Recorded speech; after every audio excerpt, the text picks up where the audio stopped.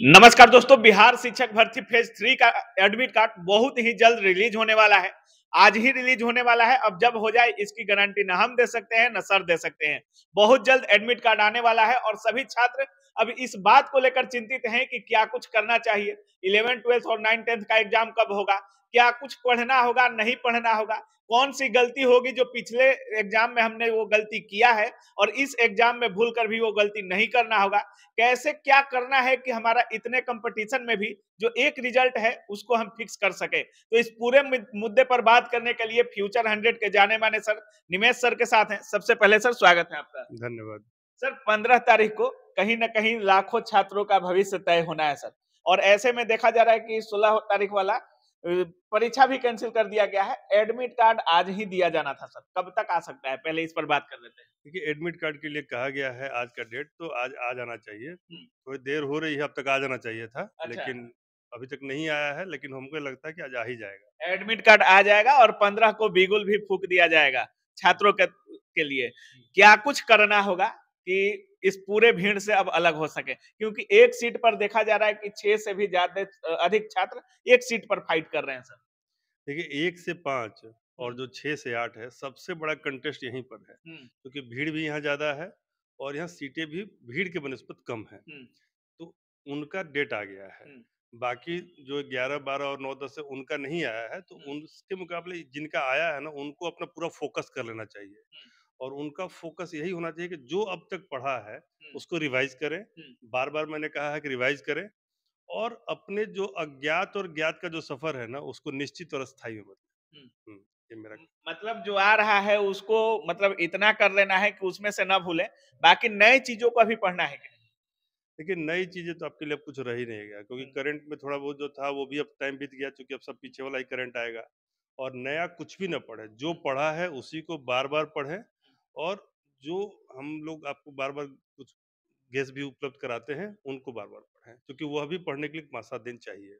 11वीं 12वीं और 9वीं 10वीं पर बात करने से पहले सर थोड़ा सब्जेक्ट वाइज हमको लगता है कि चर्चा कर लेना काफी जरूरी है सर। जैसे सोशल साइंस का देखा गया, फेज 1 हो या फेज 2 हो, सोशल साइंस का कट ऑफ सबसे ज्यादा जा रहा था, अधिक जा रहा था, और छात्र सोशल साइंस में ज्यादा अप्लाई भी करने वाले हैं। तो सोशल साइंस वालों के लिए क्या कुछ बोलिएगा सर। देखिए, सोशल साइंस के जो प्रमुख विषय हैं, चूँकि उनमें ऑप्शन देता है कि आप हिस्ट्री, पॉलिटी, ज्योग्राफी, इन सब का, तो आप प्रमुख विषय जो भी आपका कॉम्बिनेशन बन रहा है, उस कॉम्बिनेशन में अपने विषय को पूरा पढ़िए। जैसे एनसीईआरटी और एससीईआरटी के नोट्स हमने दिए हैं, हम्म, तो एनसीईआरटी और एससीईआरटी को रिवाइज कीजिए। जो नोट्स आपने बनाया है, उस नोट्स को रिवाइज कीजिए। और खास करके हिस्ट्री में हम्म, कहीं कुछ टॉपिक्स हैं, जैसे मॉडर्न इंडिया पे खूब फोकस कीजिए। हम्म, जैसे कांग्रेस का गठन, इससे सवाल आएगा ही आएगा। हम्म, कांग्रेस के अधिवेशन, सवाल आना ही आना है। 1857, सवाल आना ही आना है। अच्छा, और स्वतंत्रता संग्राम के जो 3 चरण हैं, उन तीनों चरणों से सवाल आना है। अच्छा, तो आप चरण बता के से पढ़िएगा, तो 2 से 4 घंटे में ही हिस्ट्री कमांड में आ जाएगा। अच्छा। ठीक है, और हम कोशिश कर रहे हैं कम से कम 1-2 क्लासेस भी हिस्ट्री उस का बात करें सर तो आधुनिक भारत से अभी ज्यादा प्रश्न आ रहे हैं। जैसे वो जो सीरीज होता है, जैसे 1857 से 1947 वाला जो पीरियड है, उससे काफी ज्यादा सवाल आ रहे हैं। उससे ज़्यादा सवाल आएगा। देखिए, और सिंपल सवाल आते हैं, ऐसा नहीं है कि गांधी जी किस अधिवेशन में अध्यक्ष थे? हम्म, तो बेलगांव अधिवेशन। तो ये तो सिंपल सवाल है। मतलब ज्यादा टेंशन नहीं लेना सुभाष है। चंद्र बोस ने किस चीज़ का गठन किया? हाँ। Forward block. तो ये कोई बहुत टफ सवाल नहीं है। आप बेसिक हिस्ट्री को पढ़ के जाइए, आप क्वालीफाई करके आएँगे। सर ज्योग्राफी पॉलिटी को लेकर क्या कुछ बोलिएगा, इसमें भी छात्र काफी परेशान हो जाते हैं। पॉलिटी में 2 चीज़ें होती है, political science is altogether different और पॉलिटी अलग है। पॉलिटी में कॉन्स्टिट्यूशन आता है, हम्म, लेकिन पॉलिटिकल साइंस के भी सवाल पूछे जाते हैं, अच्छा। जिसमें पॉलिटिकल थिंकर्स के होते हैं। तो थिंकर्स वाले पार्ट को स्टूडेंट अच्छा नहीं कर पाते हैं, हम्म, थोड़ा थिंकर्स वाले को देख लेंगे हम्म। और हम लोग कुछ क्वेश्चन उपलब्ध भी करा देंगे, आप उनको पढ़ लीजिएगा। अच्छा सर, जैसे आपका वो कुछ दे रहे थे आप, जैसे टीआरई सेकंड टीआरई 2 का एग्जाम हुआ था, हुँ। तो उसमें आप कुछ दे रहे थे छात्रों को कि 500 क्वेश्चन आपने तैयार किया था, और छात्र जब रिव्यू दे रहे थे तो उसमें कह रहे थे कि काफी सारे सवाल आए हैं सर। तो इस टीआरई 3 वालों को दे रहे हैं कि नहीं? तैयारी थी के लिए भी मैं हर बार देता हूँ। हम्म, कई बार कुछ ज़्यादा लड़ता है, कई बार कुछ कम लड़ता है, वो मैं एडमिट करता हूँ। लेकिन अच्छा, लेकिन टीआरई 2 में 1 की बनस्पत काफ़ी लड़ा था अच्छा, और उससे उत्साहित होकर मैंने इस बार और पुख्ता तरीके से उसको देने का प्रयास किया। सब्जेक्ट वाइज़ भी अलग-अलग दे रहा हूँ अब, अच्छा। ठीक है? तो आप हमारे जीएस का जो कितने गेस्ट क्वेश्चन का बनाए हैं सर इस बार? 600-650 का तो जीएस का है जनरल, अच्छा। जिसमें लैंग्वेज और जीएस दोनों मिलाकर है, हाँ। और बाकी सब्जेक्ट वाइज भी 50 से 100 सवाल दे रहे हैं। अच्छा, उसमें से प्रश्न आ सकते हैं? हाँ, वो सब एकदम आना ही है, मतलब आ अच्छा। सकते ही नहीं है, कम से कम भी आएगा तो 25 आएगा, ज़्यादा आएगा तो 50 आएगा। अच्छा, वो तो लेना कैसे है? तो 150 में 50 वो क्वेश्चन। देते कैसे हैं? ऑफलाइन या ऑफलाइन देते नहीं, हैं? नहीं, वो ऑनलाइन ही रहता है, क्योंकि वो केवल और केवल आपके लिए, आप किसी के साथ उसको शेयर नहीं कर सकते हैं। आप फ्यूचर 100 से जुड़ेंगे तो खुद ब खुद वो मिल जाएगा, और आपके डिस्क्रिप्शन में भी उसका लिंक हम डाल देंगे। अच्छा। सर अगर 9, 10th और 11, 12th की बात करें, 9, 10th की परीक्षा जो 16 तारीख को होनी थी सर, उसको रद्द कर दिया गया है। कोई अपडेट नहीं है कि 9, 10th की परीक्षा कब होगी? और 11, 12th का तो कोई क्या कुछ बोलिएगा दोनों पर सर? देखिए, 2-3 चीज़ें पैरेलल चल रही हैं। सरकार चाह रही है कि हम नियोजित भी कर लें, इनको जल्दी से जल्दी नौकरी भी दे दें, और दूसरी तरफ तैयारी हो रही है चुनाव की। तो उसी के बीच से एक मध्यम रास्ता, जो बड़ा वर्ग है उसका एग्ज़ाम करा लेना है। यदि सहूलियत हुई तो बाकियों का भी करा लेंगे, अदरवाइज़ हो सकता है कि चुनाव के बाद भी चला जाए। अच्छा, मतलब चुनाव के बाद इनका एग्ज़ाम हो सकता है? आचार संहिता लागू हो जाएगी तो बहुत मुश्किल होगा उस बीच में एग्ज़ाम कराना।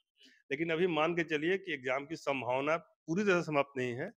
ये एग्ज़ाम देने के बाद कितना टाइम बचता है, तो आयोग 7 दिन के नोटिस पे, 10 दिन के नोटिस पे एग्ज़ाम ले सकती है। अच्छा। सर जितने भी छात्र होंगे जीएस पेपर को लेकर काफ़ी परेशान हो जाते हैं क्योंकि उनका 80 नंबर तो कुछ ठीक-ठाक हो जाता है लेकिन जीएस सेक्शन में थोड़ा बहुत दिक्कत उनको होने लगती है। क्या अब बचे हुए जो 7-8 दिन बच रहे हैं उसके लिए कुछ स्पेशल करेंगे उन वो छात्र? देखिए, जीएस 9 सब्जेक्ट का कॉम्बिनेशन है, उसमें हिस्ट्री भी है, पॉलिटी भी है, ज्योग्राफी भी है, हुँ। साइंस, फिजिक्स, केमिस्ट्री, मैथ्स है, करंट अफेयर्स है, बिहार स्पेशल है। तो पढ़ना तो सब है, नंबर भले 40 आ रहा है, तो थोड़ा-सा स्ट्रेटेजिकली पढ़िए, और कम से कम 2 से 3 विषय को रोज़ पढ़िए। अभी जो बचे हुए समय है, ये नहीं कि एक विषय लिए दिन भर पढ़ रहे हैं। कम से कम हर 2 घंटे पे विषय बदल दीजिए। यदि दिन में 10 घंटे पढ़ते हैं तो 5 विषय कवर हो जाएगा। मैथ्स रोज़ बनाइए, मैथ्स का जो है ना नंबर पूरा का पूरा डिफरेंस पैदा करता है। भले ही जैसे टीआरई 1 में आपने देखा होगा 34 सवाल मैथ्स से आ गए। तो जिन्होंने नहीं बनाया मैथ्स उस सैंपल पर, जो सैंपल हमने प्रोवाइड कराया था, तो उनको मुश्किल हुई, बाकी सब क्वालीफाई कर गए। अच्छा। ठीक है ना? तो इसलिए आप सारे विषय को 1 घंटा, डेढ़ घंटा करके रोज़ पढ़िए। ये सर बेस्ट अब ब बहुत कम समय बचे हैं। अभी तो छात्र हमको लगता है कि अधिकतर टेस्ट सीरीज़ पर भरोसा करने लगते हैं।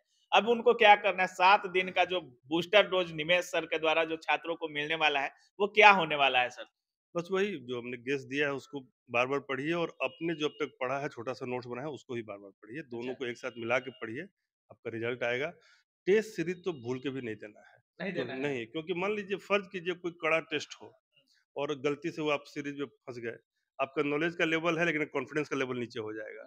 आपको लगेगा कि अरे! इसमें तो मेरा 40 आ रहा है। फिर कोई कितना भी समझाए, आपका लेवल उठ ही नहीं सकता है। Confidence is lost, everything is lost.